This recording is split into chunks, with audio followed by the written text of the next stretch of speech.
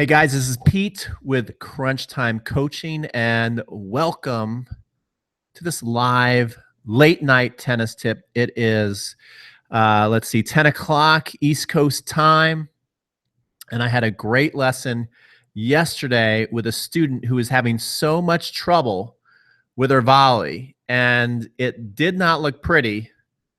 And I was able to give her a tennis tip that made her volley look like a darn pro.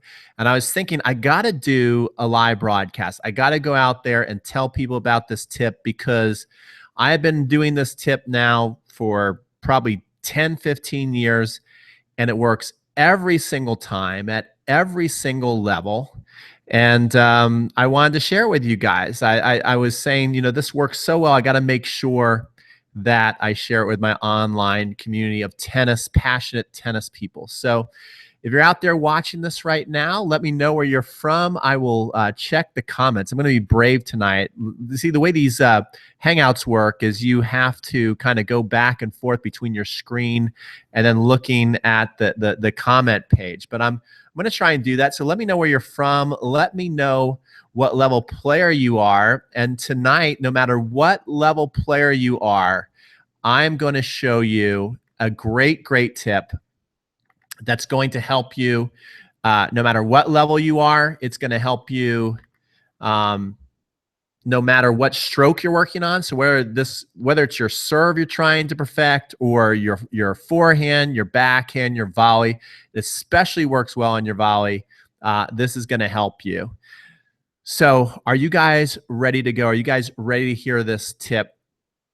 So first of all, let me explain what was going on. I had this lady, and she was having a lot of trouble with her volley. Hopefully you guys can see this. And she did what a lot of people do on their volley, is she would come here and she would follow through and break her wrist, and she kept swinging, and she was not able to control the ball. Some of her volleys went pretty good. Some of her volleys went in the net. Some of them went long.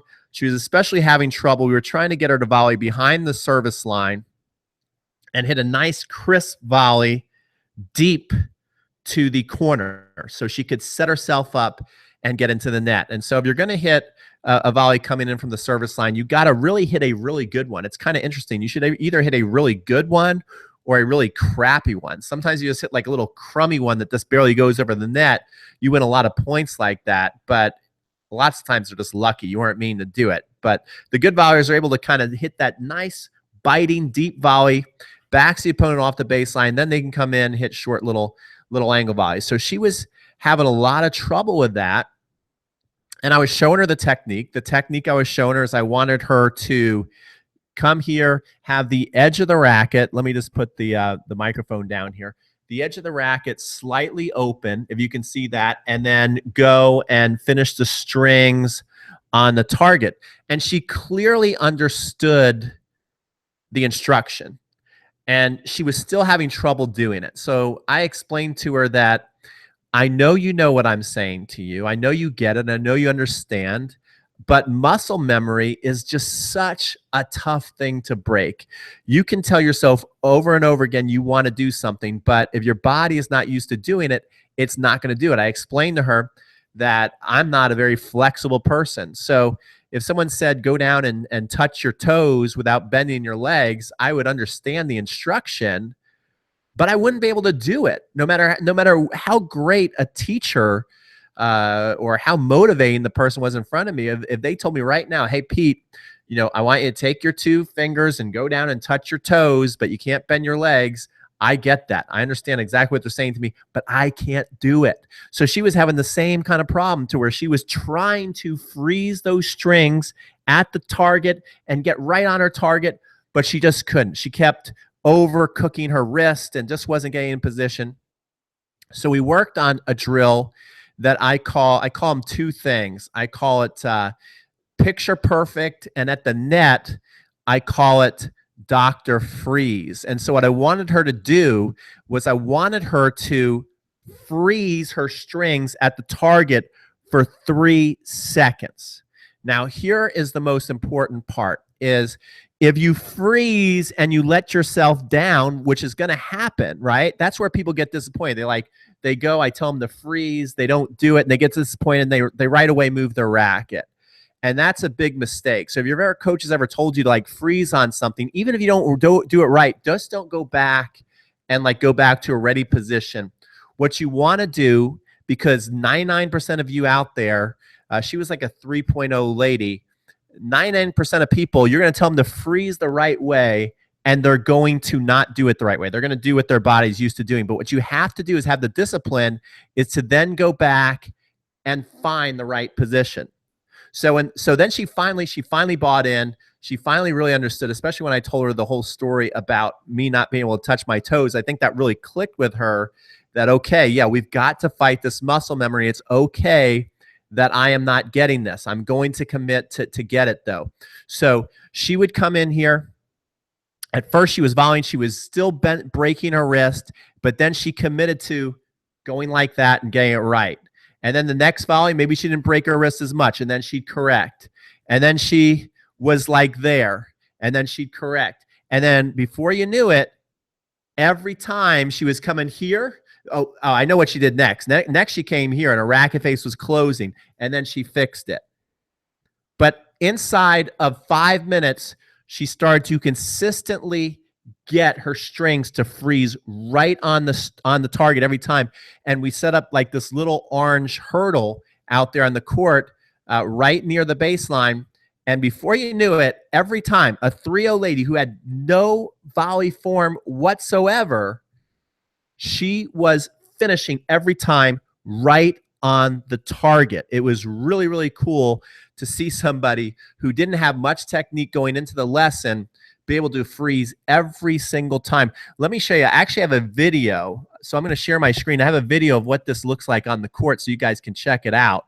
Hold on here 1 second.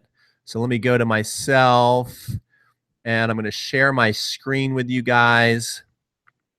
So I'm going to hit share, and then I'm going to come here to me, but we don't want to see me. We want to see me on the court. So I call this the Dr. Freeze drill. You can check it out. You can go to my YouTube channel, and it's mastering the midcourt volley, which so many people have trouble with. So we'll blow this up. We'll make this full screen, and we'll show you. Make sure we got the volume down here. I don't want to ruin your ears there. And so watch this. So you see I'm getting ready to turn to Dr. Freeze, and I hold. Now, if I would have messed that up, I've got to correct. But you see, every time you're holding those strings right on the target, and that's basically the drill. And if you don't get it right, like right now I'm hitting some pretty good volleys because I did this all the time with my coach. You see how that wasn't quite right, and then I pulled my wrist back a little bit.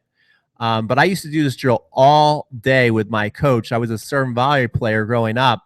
And so now I'm able to freeze on that. But I'll tell you what, in the beginning, my volley was not very pretty. And we had to do this over and over and over again. And if I didn't get it right, he'd make me correct. And it was one of the best tennis lessons I ever got. So I just wanted to share that with you guys tonight. Hopefully you enjoyed. Oh, look at that one. That one went to the target. But I think I stopped sharing my screen. Anyway, let me come back to you guys. So there you go. That is it. That's the Dr. Freeze drill. Are we still on screen share or not? I think we're not. I hope we're not. Either way, I'm gonna leave you guys. I don't know if you're seeing the video or if you're seeing me, but I just wanted to check in with you guys real quick. If you like this video, give it a like, give it a thumbs up. Definitely check out my website, which is crunchtimecoaching.com. If you go there right now, you will see that right there on the first page, you'll see a banner that says a free ebook on 7 steps to a powerful serve. We know that everybody out there would like to have a more powerful serve. Roger Federer just beat Rafael Nadal, and I think a big difference was the serve and the first forehand, and Roger had 20 aces to Rafael Nadal's 4 aces. So if you're looking for a bigger serve to get a little bit of advantage over your opponent, go to crunchtimecoaching.com right now. Get that free training. like this video. Feel free to ask any questions. Put in any requests. If you'd like a request, if you'd like me to do a live broadcast on anything out there, because I'm starting to do a lot more live stuff, I want to connect with you guys. Let me know a good topic, and I will look to do that for you.